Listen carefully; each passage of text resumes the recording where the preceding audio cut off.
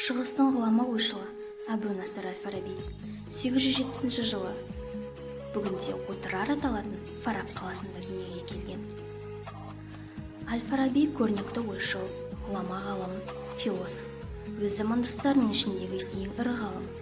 Сонымен қатар шығыс аристотелизмінің ең ірі өкілі. Ол өзінің білімділігі мен сауаттылығының арқасында әлемнің екінші ұстазы атауына ие болған. Оның шығармашылық мұрасы орасан зор, ал оның айналысқан ғылыми салалары философия және логика, астрономия, музыка және этика болып табылады. Ал оның еңбектерінің ішіндегі ең әйгілісі қайырымды қала тұрғындары көзқарастары туралы трактат.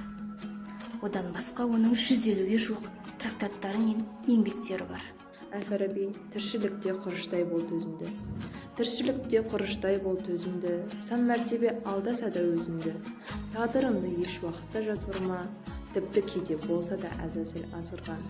Өрге жүзген, өнегелі ісімен, таңдада алдыз өз теңінің ішінен. Жүргендер көп, достық атын малданып, алайда тек қалмауған алданып. Әбу Насыр әл-Фараби 879-10 жылдары ғұмыр сүрген әлемге әйгілі ойшыл, социолог және музыка зерттеушісі болып табылған. Әбу Насыр әл-Фарабидің ғылыми жетекшілері Әбу Юсуф әл-Кинди, Платон және Аристотель болған.